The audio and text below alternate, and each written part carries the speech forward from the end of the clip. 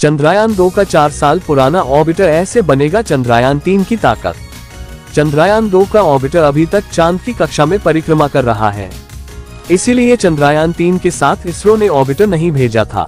यह ऐसा यंत्र होता है जो किसी भी ग्रह के ऑर्बिट में रहकर उस ग्रह के बारे में जानकारियां जुटाता है। चंद्रयान 3 अब चांद के ऑर्बिट में एंट्री ले चुका है। अब ये चंद्रमा की परिक्रमा कर रहा है। धीरे धीरे एक एक ऑर्बिट पार कर यह चंद्रमा के नजदीक पहुंचेगा और 23 अगस्त को चांद की सतह पर सॉफ्ट लैंडिंग कर इतिहास रच देगा।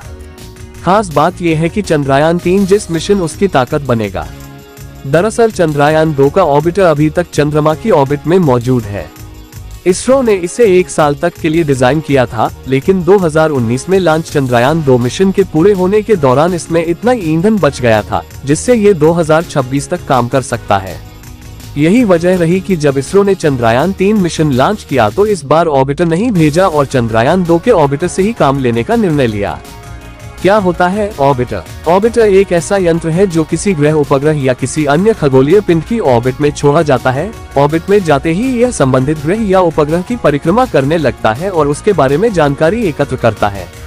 ये ऑर्बिटर स्पेस एजेंसी से कनेक्ट रहता है और उसे जो भी जानकारियां मिलती है वह उसे धरती पर भेजता रहता है। चंद्रयान 2 का ऑर्बिटर अभी कहाँ है? चंद्रयान 2 का ऑर्बिटर अभी चंद्रमा चांद की ऑर्बिट में चक्कर लगा रहा है। इसे चंद्रयान 2 के साथ 22 जुलाई 2019 को लॉन्च किया गया था। इसका वजन 2379 किलो है। चंद्रयान 2 के चांद पर क्रैश लैंडिंग के दौरान विक्रम लैंडर से इसरो का संपर्क टूट गया था, लेकिन ऑर्बिटर लगातार संपर्क में रहा था। इस ऑर्बिटर की मदद से इसरो को चांद के बारे में कई महत्वपूर्ण जानकारियां हासिल हुई थी। तत्कालीन चेयरमैन डॉक्टर के सिवन ने भी दावा किया था कि चंद्रयान 2 का ऑर्बिटर अगले 7 साल तक चंद्रमा के चक्कर लगा सकता है। उन्होंने ये संभावना भी जताई थी कि भारत के अगले मून मिशन में भी यह ऑर्बिटर काम आ सकता है, जो सच होने जा रहा है। चंद्रयान 3 के काम कैसे आएगा चंद्रयान 2 का ऑर्बिटर? चंद्रयान 2 का ऑर्बिटर अभी तक चंद्रमा की ऑर्बिट में घूम रहा है और वह लगातार इसरो के संपर्क में है। इस ऑर्बिटर में कई पेलोड्स हैं जिनका अलग अलग काम है। मसलन ये चंद्रमा की कक्षा से ही चंद्रमा की सतह की हाई रिजोल्यूशन तस्वीरें ले सकता है, चांद की सतह पर क्या खनिज है ये बता सकता है, सूर्य से निकल रही किरणों की तीव्रता कितनी है तथा लैंडिंग साइट की क्या स्थिति है, इन सब की जानकारी देता है। चांद पर पानी की खोज करने का काम इसी ऑर्बिटर ने किया था। जब विक्रम लैंडर से भारत का संपर्क टूट गया था तो उसकी खोज ऑर्बिटर ने ही की थी। अब चंद्रयान 3 मिशन के दौरान इसरो इसी ऑर्बिटर की मदद लेगा।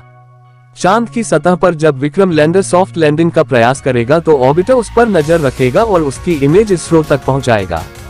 इसके अलावा इसरो इसे संचार के वैकल्पिक साधन के तौर पर भी प्रयोग कर सकता है। दरअसल चंद्रयान 3 के साथ प्रोपल्शन मॉड्यूल भेजा गया है जो लैंडर और इसरो के बीच संपर्क का माध्यम बनेगा, लेकिन किसी भी वजह से लैंडर का संपर्क इससे टूटता है तो ये काम चंद्रयान 2 के ऑर्बिटर से किया जाएगा।